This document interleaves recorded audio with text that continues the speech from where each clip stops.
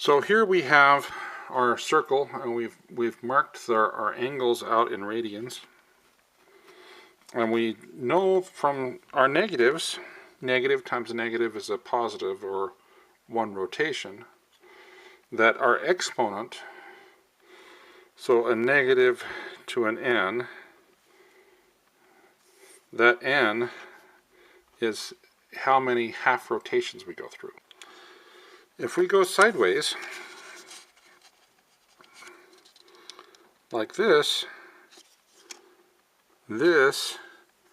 ends up being the square root of negative, or negative to the half power, which is just two ways of, whoop, you can't see that.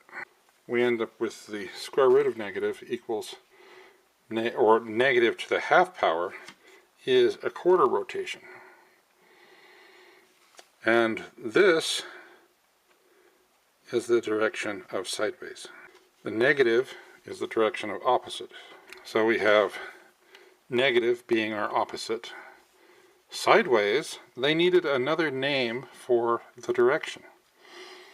And because of shenanigans, they called sideways imaginary. So, because they were looking at imaginary, or what they thought of as imaginary, they called that I for imaginary, or sideways. Now there's another sideways direction, which is coming straight up from the paper,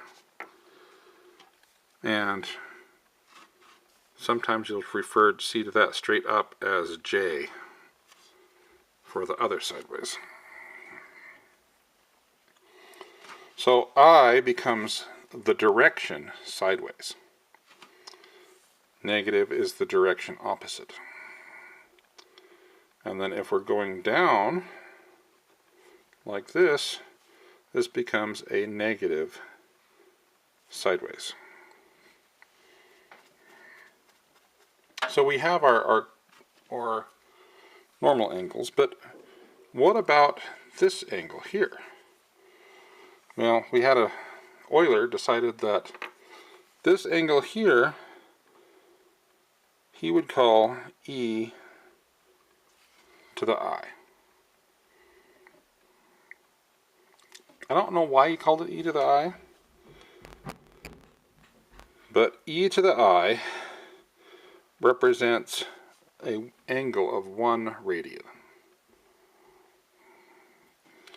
If I wanted to go to 2 radians, I would have e to the I twice. 3 radians would be e to the I 3. Negative, which ends up being our negative direction,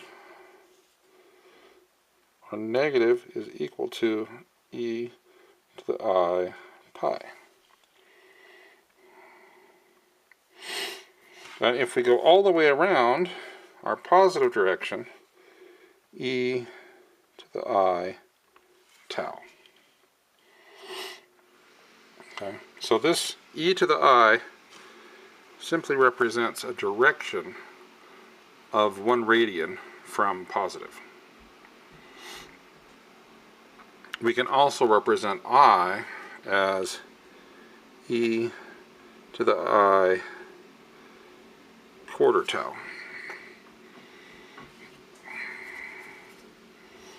And negative I as e to the I 3/4 tau.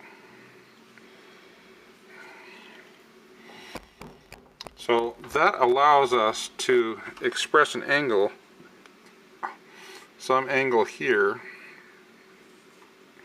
as e to the I times that angle.